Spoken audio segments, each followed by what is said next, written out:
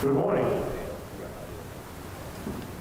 We begin the ceremony by acknowledging that the land on which we gather is the traditional territory of the Anishinaabe, Haudenosaunee, Huron-Wendat, Adirondack, Lenape indigenous peoples. The territory is covered by the Upper Canada Treaties, including Treaty 6, the London Township Treaty.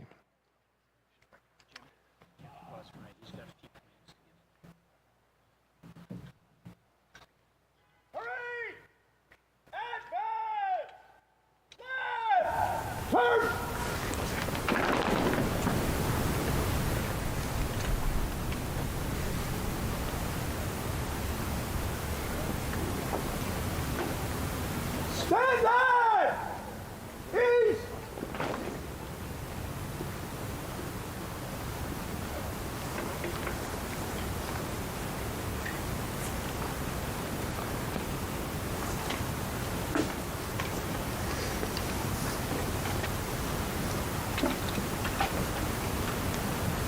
Good morning. Well, it's comforting to be able to gather once again here at the Cenotaph with no restrictions to pay tribute to the men and women who died while serving. This ceremony is conducted right across our nation, cities, towns, and villages where citizens remember those lives lost. And through this, we are connected in our hearts, over distance, and over time. This park, Victoria Park, bears witness to that connection over time. This was once the home of the garrison. And if you wander about the park, you'll find memorials to those who were lost. 3 cannons from the Crimean War have connected us since 1907. A statue that is a memorial to the Boer War has stood since 1912. And the Holy Roller, a symbol of liberation since 1950. The carillon, that's a gift from the Dutch, rings out their gratitude for Canada's role in liberation. And here, the Cenotaph has stood since 1934. And today, it is the center of our remembrance of those who sacrificed their future to make ours better. We remember those lost in all conflicts, all peacekeeping operations, and training exercises since Confederation. From World War I, World War II, Korea, Afghanistan, each of the 118,000 is remembered here today. And speaking of connection, we welcome those of you who are joining us thanks to our media friends in the community, Rogers TV, CTV2 London, and select radio stations. The veterans of Parkwood, who are in the white buses across from us, are our honored guests today.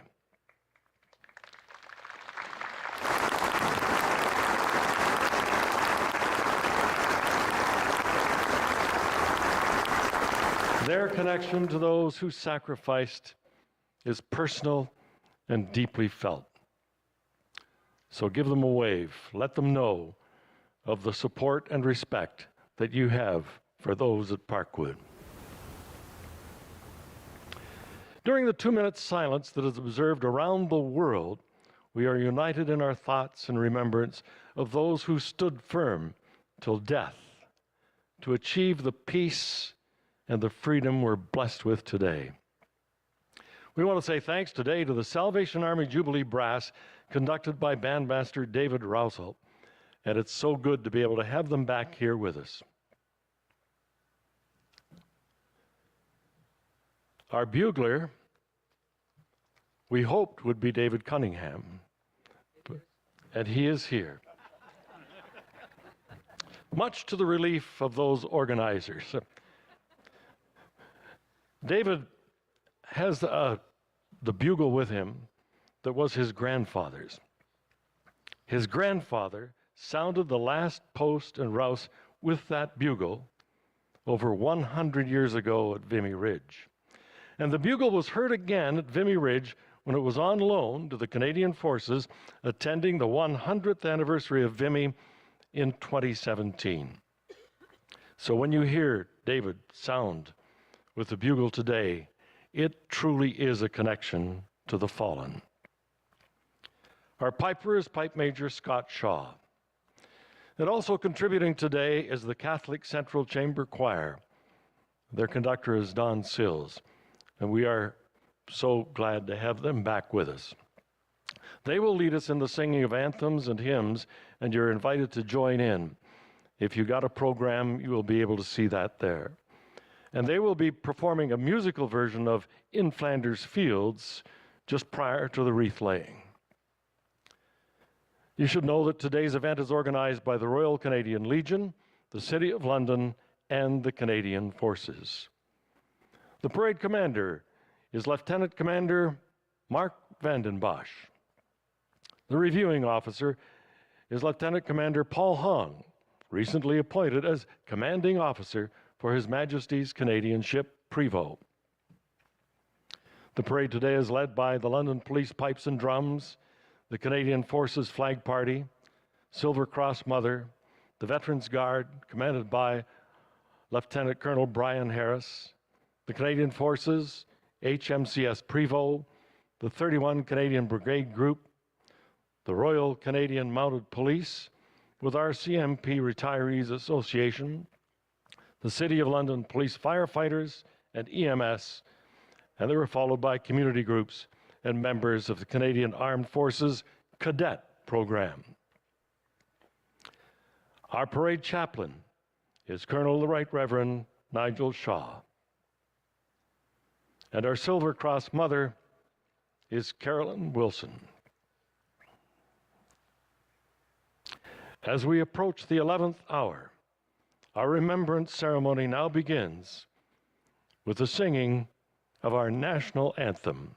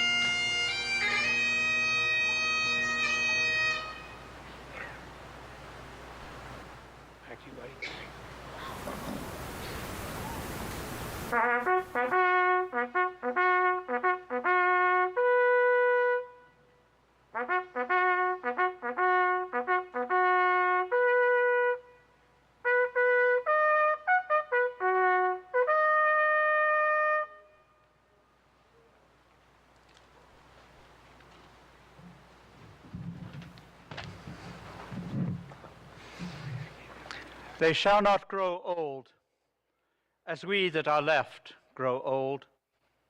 Age shall not weary them, nor the years condemn. At the going down of the sun and in the morning, we will remember them. We will remember them.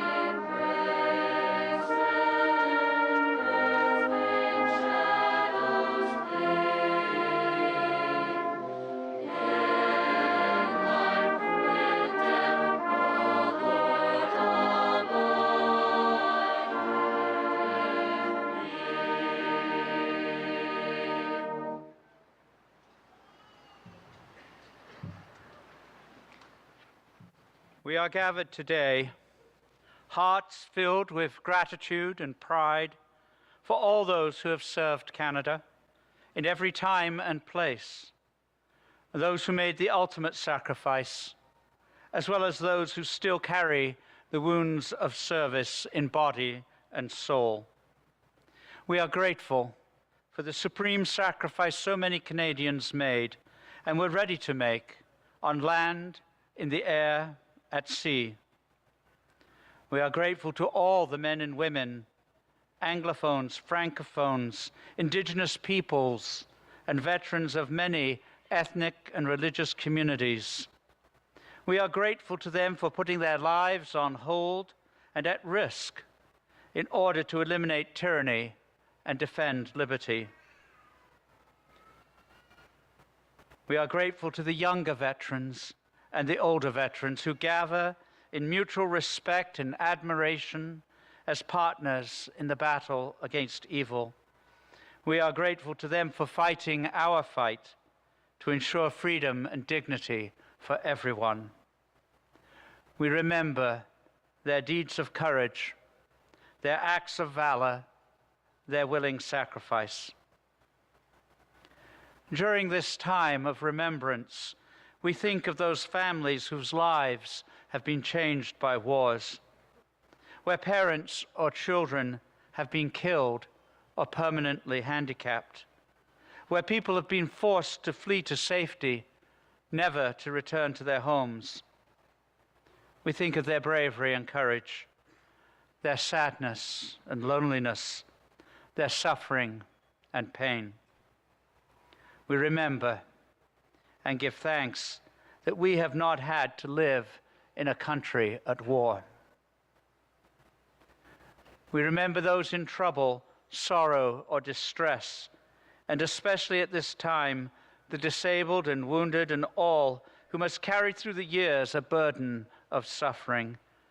Let not our gratitude fail or grow weary, but deepen our sympathy that we may bear one another's burdens.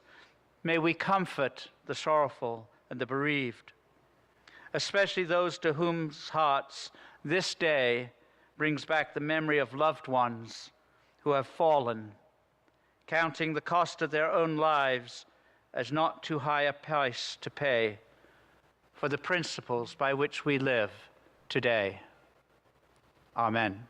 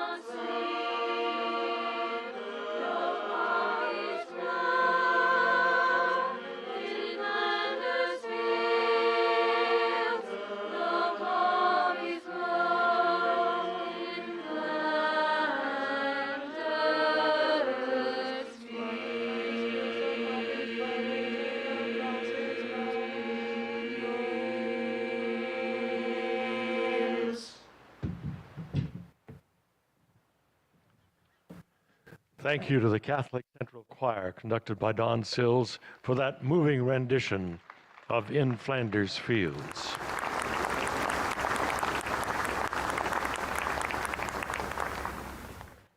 Through yesterday and last evening, community members laid wreaths here at the cenotaph. And those members of the community that have not yet had an opportunity to lay a wreath in advance of the ceremony are asked to do that following today's service. And now, representatives of our nation, our province, our city, as well as members of today's serving forces, will lay wreaths to honor and to connect to the fallen. Each wreath laid here represents a group of people who acknowledge the sacrifice of those whose lives were given in service to their country. The wreath represents each individual of that organization and is a tribute to each of the soldiers' sacrifice and the connection death in service means to the bountiful life of freedom we live today. Each wreath says, "We will remember them." In advance of today's service, a wreath has been laid in memory of Her Majesty Elizabeth II, a military veteran of World War II. Our first wreath this morning will be laid by our Silver Cross Mother. Carolyn Wilson will lay the first wreath. Her son, Trooper Mark Wilson, was killed in action in Afghanistan in 2006. Today, she is escorted by Steve Lehman, who served with Trooper Wilson in Afghanistan.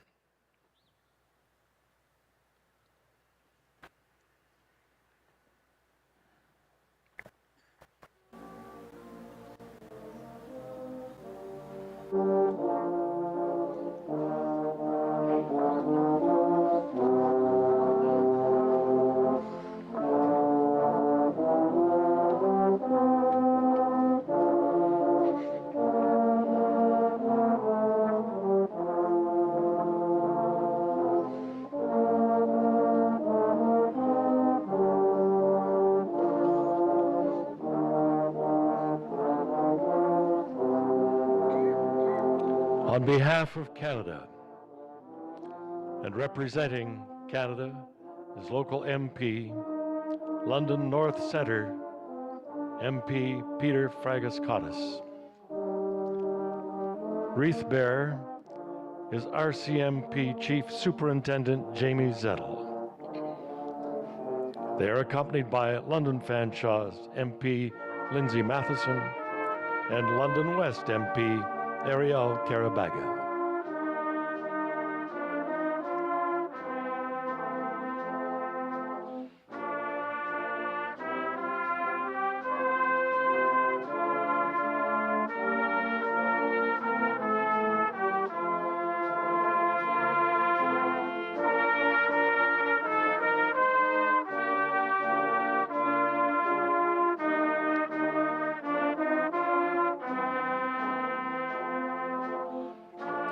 On behalf of the Province of Ontario, London North Centre MPP Terence Kernahan.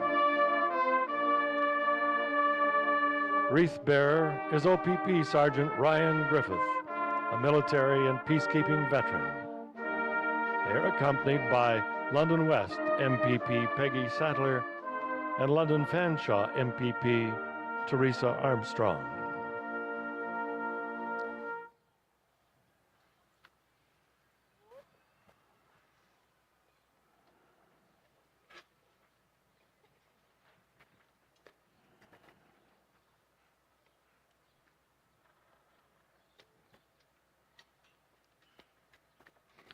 On behalf of the City of London, His Worship Mayor Ed Holder, accompanied by Mayor-elect Josh Morgan. Their wreath bearer is Police Chief Steve Williams.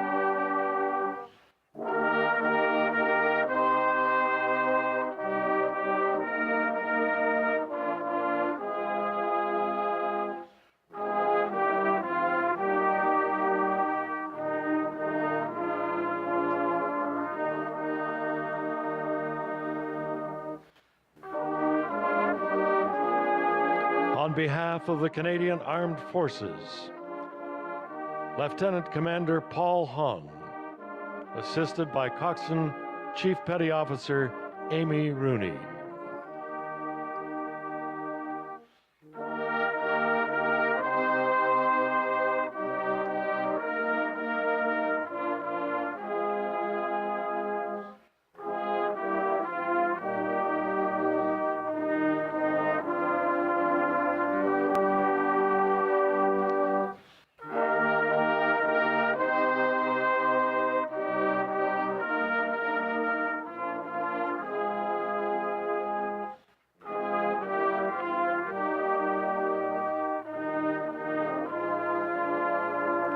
On behalf of the Royal Canadian Mounted Police, Assistant Commander O Division Jody Boudreau, with wreath bearer Sergeant Major Damian Smith.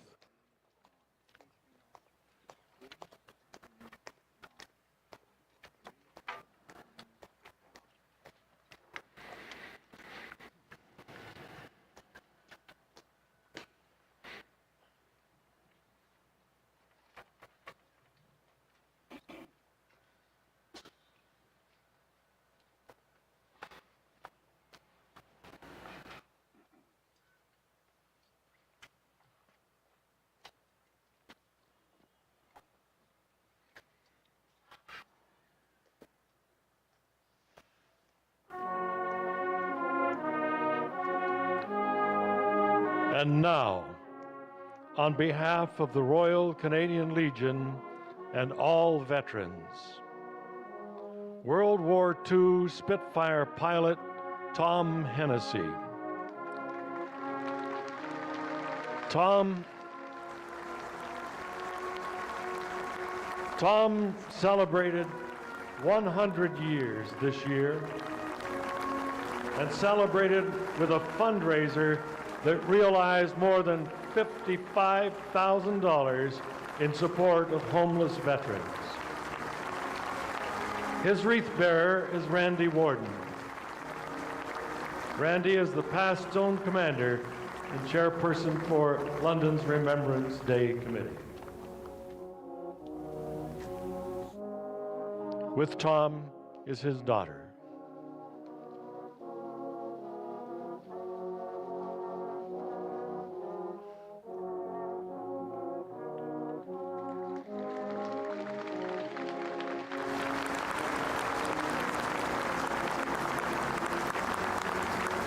On behalf of the Imperial Order of the Daughters of the Empire, the IODE is responsible for this cenotaph that was dedicated here November 10, 1934. You'll find a brief history of the planning and organization that started in 1919, and it's included in your program, noting that this is a replica of the cenotaph that stands in Whitehall, London, England. The wreath will be laid by Eitzi Kirchhoff. The wreath bearer, Major Retired Bruce Stock.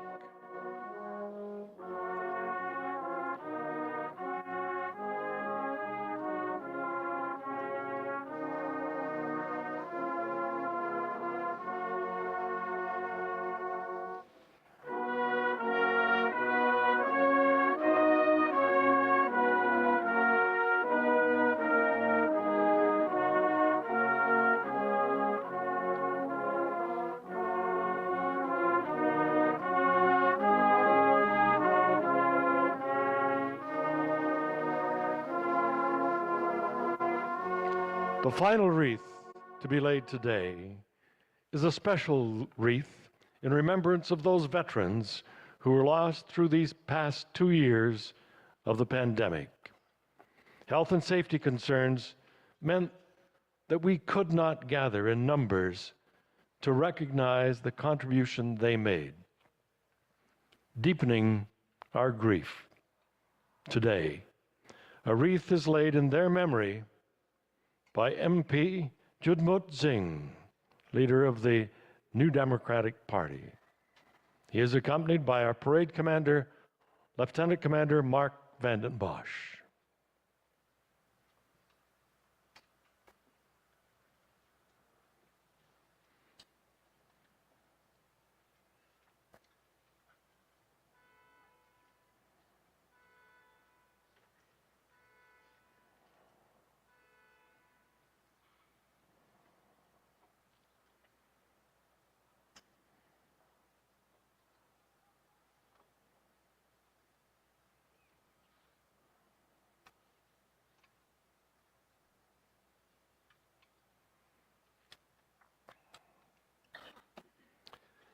I'd remind you that if you have a wreath to lay or would like to leave your poppy, please do so following the ceremony. Our sentries were under the command of Sergeant Stephanie Deschennes, representing Canada's Navy, Army, Air Force, and Royal Canadian Mounted Police. And now to bring our time of remembrance to a close, once again, Parade Chaplain Colonel the Right Reverend Nigel Shaw. He will offer a closing prayer that will be followed by God Save the King.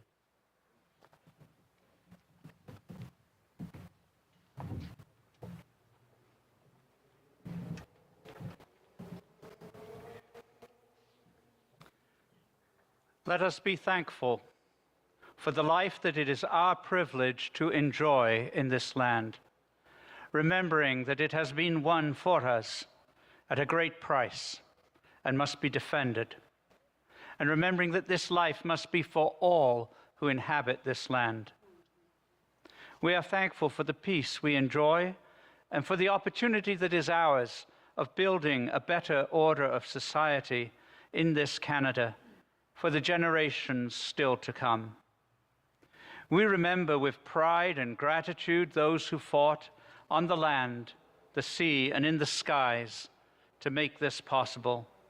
And we pray that the memory of their self-giving may inspire us to invest our energy, our strength, our resources to the cause of creating a land that truly offers justice and peace to all its children. As we remember this day those who laid down their lives in a spirit of unselfish service, let us pledge ourselves anew to dedicated lives of service so that we can make Canada what it ought to be, a place where those who are fortunate respond to the needs of those on the margins, a place that honors all traditions and accomplishments, a place where we stand to guard the rights of all against oppression in its many forms. May the memory of those who have died inspire our service to the living. Amen.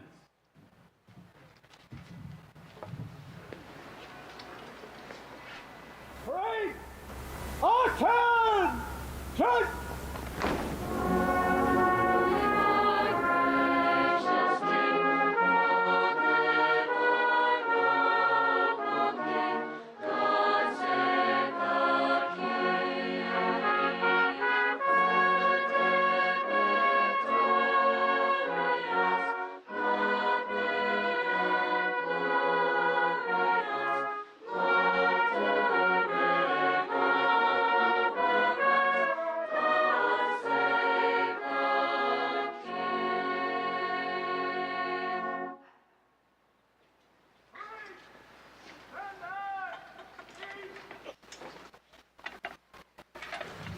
Thank you for being here.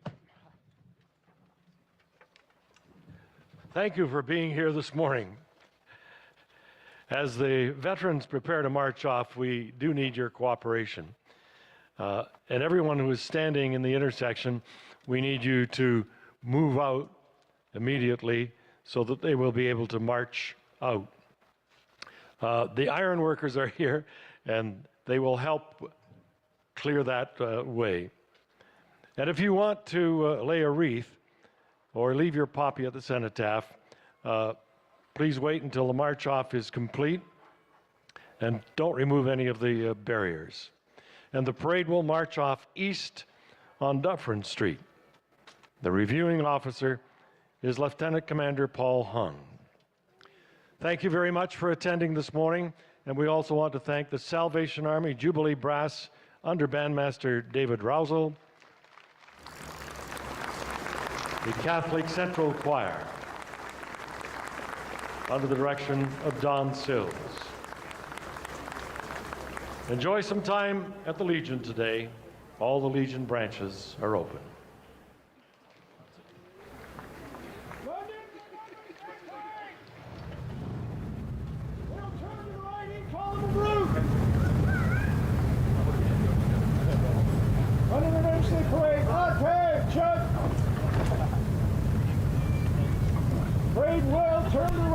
normal glute. Right. Turn.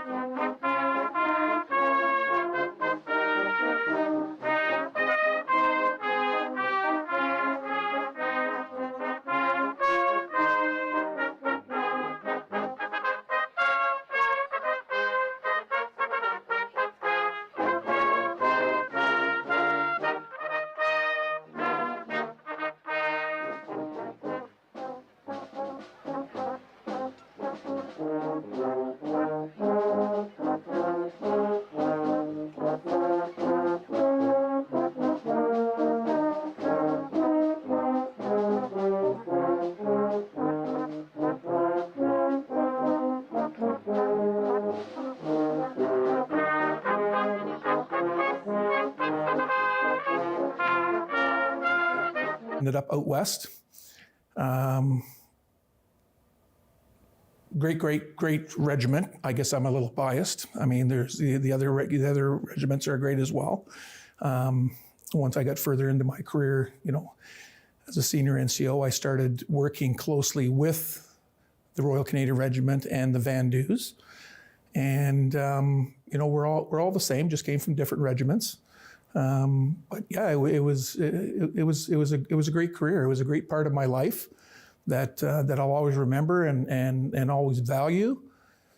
And I'd do it all over again in a heartbeat if I was a younger man. My current status here at Prevost is that I'm the Marine Diesel Training Unit Coordinator. So with that training unit, we teach the younger members how diesel electric energy is made. And some of our ships are diesel electric, so we prepare them here to go and work in an engine room that uses diesel electric power for propulsion. I've served on the West Coast on HMCS Edmonton. I served on the East Coast on HMCS Moncton. I did 2 civilian tours in Afghanistan embedded with construction engineering, and I've served here in London with HMCS Prevost.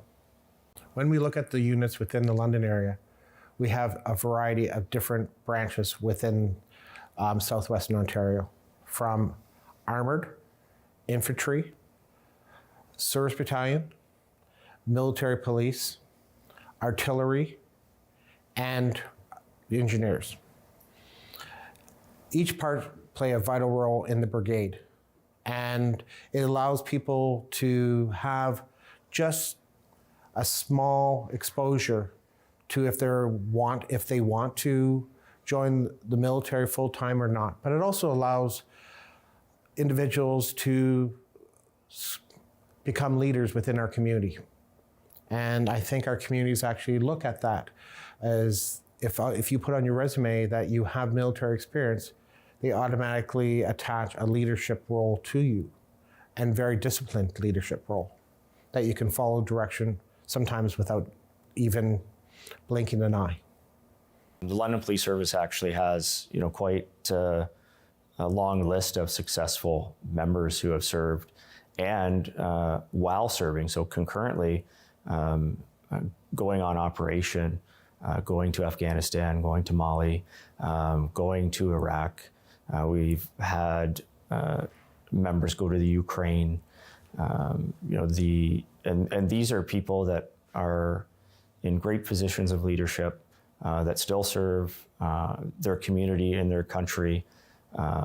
And I think that's to be, for any reservist who's able to do that, regardless of your profession, just an incredible amount of dedication that you have to this country and this community. And I'm happy to work among some of the best. If you've ever watched any boot camp movies, I mean, when I went to Saint-Jean-sur-Richelieu, everything you saw in one of those movies was everything that actually happened on your basic training. So they teach you how to iron, they make it stressful. They teach you how to do drill, they make it stressful. The first 3 weeks is a challenge. And as you get to week 4 and 5 and 6 and 7 and 8, you see yourself changing into a service member with all the skills needed to further your career. When I was posted in Germany from 1987 to 91 was a very complicated time period, because many things were happening during that. From NATO competitions, which I was involved in, the Boslager competition, which is an armored reconnaissance competition. I was on the team for 2 years, which we competed and represented the Canadian forces with other NATO countries. So there was 2 years of that. And you had to be at the top, physical fitness at your top. There was also the time the wall came down, the Berlin Wall, when we were on exercise. It took the world like a storm because no one predicted it. Luckily, 6 months prior to that, I had a tour of that wall, and I was actually allowed to go to Checkpoint Charlie, and we had a tour as a Canadian contingent. So seeing that environment changed my whole perspective of how lucky as Canadians we have it.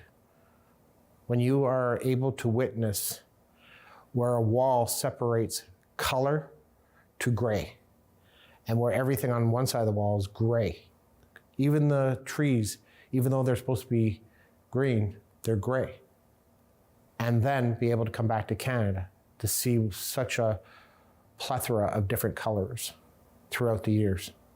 I think one of my biggest memories, fondest memories, is doing our trooping of the colors. You know, where we're, you know, you've got the whole battalion out there on the parade square practicing for weeks on end, and just the you know, the pomp and the ceremony, and it just fills you with, I don't know, maybe a sense of accomplishment that you're really doing something, and you're proud. You're just proud to serve your country. You're proud to stand up there in front of the crowd, and it just, everything comes together. And the one real special memory with the troopings was in 1977, when the 1st Battalion Patricias trooped the colors in McMahon Stadium in Calgary. And we got to meet Lord Louis Mountbatten. And there's a memory. I'm tapping my memory banks now. So there would be a favorite memory in my Patricia career.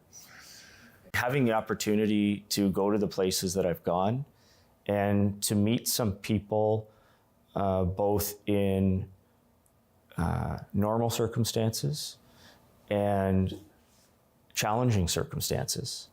And through all of that, actually coming out at the end with a lot of good, no matter where I've gone and what I've done. And I've been to so many places in the world that I would never be able to go otherwise, from Australia to North Africa. And that in itself is pretty accomplishing, just to be able to move across the globe as I have and experience those cultures. So one of my most memorable experiences in Kandahar was teaching the local workers a trade. We had generation technicians, electricians, plumbers, carpenters, and refrigeration technicians. And each one of those groups had 2 or 3 local Afghanis that we trained as apprentices so they could have a skill. As a veteran, I have a plethora of different things that are within me, and one is my culture, my Indigenous culture. I am an Algonquin First Nations male. Very proud. I do ceremony when I can. I smudge. I sweat. I try to practice the 7 grandfather teachings. I look at that. Part of my culture is also looking at community. And part of my community in London is the Vimy Legion, which I belong to. And within the Vimy Legion, I'm also the Veterans Service Officer, which allows me to connect with veterans and direct them to get the proper support systems they deserve. Not only them, but their families. The medals I'm wearing here, the one is of course the CD, Canadian Forces Decoration, and then I've got the UN medal for time served in Cyprus. I did 2 tours in Cyprus, and then the other one is the UN Peacekeeping Medal. And then around my neck, I'm wearing the Order of St. George. The Order of St. George is, probably mispronounced this word, the chivalric organization that supports Canadian Forces members, veterans, and their families, and also the cadets. First, I think we should talk about the rank. So I'm a Petty Officer 2nd class. That's in the Army, it would be called a sergeant. That's displayed on each arm. On my shirt collar, I have my trade insignia. So I'm a Marine technician, so that's the insignia for Marine technician.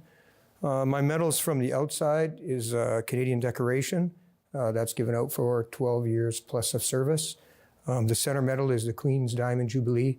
That was given out in 2011. I think there was 20,000 of those given to service members. And the innermost medal is the General Service Medal for 2 tours as a civilian in Afghanistan. Normally, when I do interviews, I have my medals on. Unfortunately, due to last minute contact, and partially my fault, and is I forgot to wear my medals today.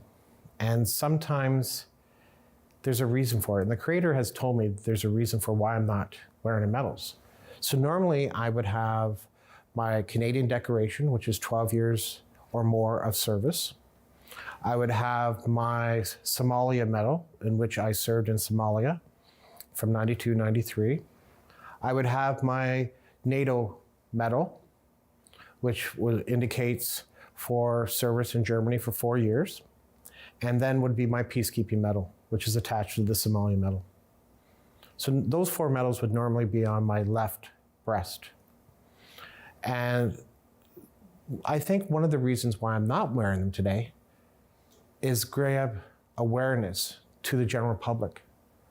Because a veteran is not someone that wears their medals throughout the year. It's only one day of the year and very special occasions. Because some veterans may have a trauma that's attached to it. Or they just don't want to be in the limelight. Sometimes just thanking them is enough and acknowledging that they did the ultimate sacrifice. The medals on my chest, to describe them for you, I currently have 5. I have one on deck, which would end up on the far left, which is a Police Exemplary Service Medal. I'm a civilian police officer in town here with London, and I've completed 20-year service. And to my far left and your right is my Canadian decoration, which I received after 12 years. I just completed 22 years of service, so I'll get another bar on that. Next to that is the Queen's Diamond Jubilee, which I was nominated for by the London Police Association. Next to that is the Governor General's Medal, or for Sovereign's Medal of Volunteers, which I was nominated by the London Police Service for my work in commanding the Colour Guard and the volunteer service that goes into that. Next to that is my medal that I received for my operation to Tripoli, Libya, doing close protection work there. And while I was there, I was injured by an act of terrorism. When I returned home, shortly thereafter, I recognized a change in my behavior and was later diagnosed with PTSD, or an operational stress injury. As a result of that, and promise that I made to my family that I would get better no matter what it took, I ended up getting my service dog Riggs. Riggs and I have been paired together since 2017. I still serve. I still serve as a police officer for the City of London. I instruct recruits, and he comes with me everywhere. And he's quite a little celebrity himself. I've been involved for quite a number of years now. I believe it's probably 15 or 16 with the Canadian Army Veterans Motorcycle Units of Canada. I am currently the national president. So that keeps me very, very busy. The CAV's motto is to ride, have fun, and help others, and we continue to do that. So that allows me to continue to serve after the military. And by serving, we're helping, bettering the lives of Canadian Forces, serving Canadian Forces members, veterans, their families, those in need. And it's great. It's just, yeah. After I left the military, I obtained employment within the factories. Accuride was one of them. And from there, due to layoffs, I worked my way up to supervision and management. Then came the opportunity to utilize a program within Veterans Affairs referred to as the Vocational Rehab Program. Through that vocational rehab program, I went to Western University, King's College, and obtained an undergrad in social work. But I always knew there was something more. I always use, when I talk to my clients, what's next? 2 words that keeps people moving forward. So then I jokingly applied for a master's degree and was accepted, shockingly. So I obtained my master's degree. I wanted to give back to the veteran community that has given so much to me. So I have a private practice, and I became a social worker. So I work with veterans and their families to find stability and closure to move forward and to find a new beginning. There are a lot of supports out there within the community for veterans. No doubt you'll hear a lot about the Operational Stress Injury Clinic here in town and the amazing therapists and psychologists and nurses, just that care team that's there. There are a lot of, sort of veterans groups, motorcycle groups. I myself have a not-for-profit organization, Veterans and Everyday Heroes, that is there to help any veterans or emergency responder in need, and even including helping get service dogs for other veterans. There are so many caring and kind people that I've learned through that work that truly, the majority truly do care for veterans and the work that we've done. And I'm thankful for all those people, and I'm grateful for all my brothers and sisters in uniform. One of the most amazing things you'll see in the military is the camaraderie and the teamwork. Even after only 8 weeks of working together in basic training, the 40 of us were a pretty cohesive unit. And I don't think you could see that in any other career. It really happens fast in the military and continues through your whole career. Friendships in the military and friendships that we gain in the military are amazing. Many people have probably seen it written with the wondrous, social media platforms that are out there today, like Facebook and et cetera, where, they state, nothing is better than striking up a conversation after 40 years with somebody that you served in the military with. And it's like you picked up, you seen them yesterday. And so that's not to say that we don't gain and make many great civilian friendships, but that camaraderie that you establish with your brothers and sisters in the military carries on into civilian life. It carries on after your military career. It never, ever goes away. And it's always there. And the most unique thing is it's even though you haven't seen each other in 40 years, it's like you've seen each other yesterday. I don't think I would be the only one to tell you that it's the people, ultimately the friendships that you gather along the way. Even experiencing shared hardships, right? That's one thing that really, can bring a team together, can bring a group of people together. Even in the worst times, there is good to be found in the company that you keep. So definitely something that has really brought me joy over the years, and why I continue to do it is the people that I'm around with, no matter where I've gone and what I've done. In my career and civilian life, I've gained many types of friendships. And as a veteran, when we retire from the military, we always have one common thing.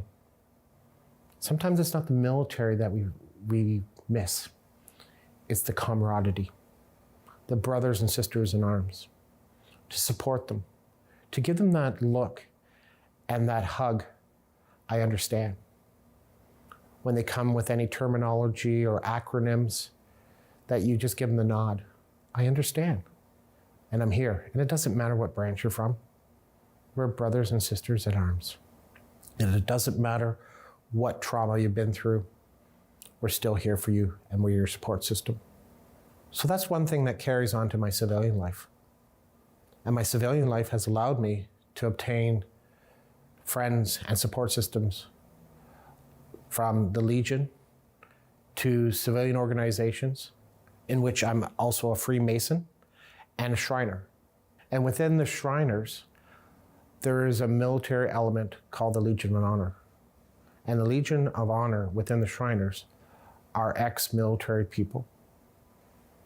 So understanding that there are components of the military throughout our society allows me to have brothers and sisters everywhere. Well, I think what I'd like people to think about when they see a poppy is supporting service members and their family. It's difficult for the people that are away, and it's difficult for the people at home, and certainly they all need all of Canada's support. It takes a community to raise a child, and it takes a community to keep everyone safe. So, for me, it's a symbol of sacrifice, and it's also a symbol of hope. It's also a symbol of respect. It's not a symbol of conflict, because, and I've been asked this question recently, in regards to war and service, and I don't think that a soldier wishes for war. So the poppy has never been a symbol of that to me, and I hope it wouldn't be for others, that it's one of respect and of sacrifice and gratitude. What Remembrance Day means to me is that we take the time to stop, reflect, and remember. Not only remember the people that are currently serving, but also the people that have served and have also paid the ultimate sacrifice. We have such an array of missions that we've been on that sometimes we're moving forward so fast we forget about the people that we work with, that live around our communities, and are our leaders within politics. So it gives us a time to reflect about that. But I ask not for them to stop, only reflect on that one day, but reflect the other 364 days. I think Remembrance Day is every day of the year for me. But November 11th especially is when I sit back and I reflect on all the Canadian men and women that paid the ultimate sacrifice. We take time that day to remember them, to remember their families, what they did for our country, so that we can live the way that we live today. It also gives us time to think about all of our current serving members. And we have many, many serving members in different places around the world that are, they're in harm's way right now. And sometimes people kind of lose sight of that. We really didn't lose sight of it when the Afghanistan conflict was on, because it was always there. It was always present. But yeah, we need to sit back and think about our serving members today and what they're doing to ensure that we continue to live free in Canada.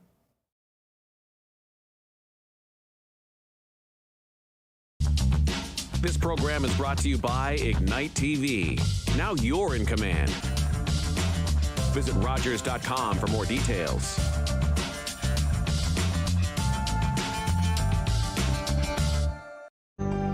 Call the Rogers TV viewer response line, email us, or connect with us on social media.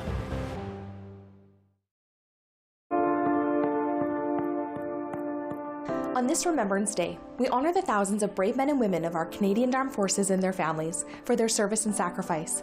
While our debt will never be fully repaid and saying thank you is insufficient, we will be eternally grateful for our veterans and fallen heroes who risked their lives to fight for freedom and for Canada.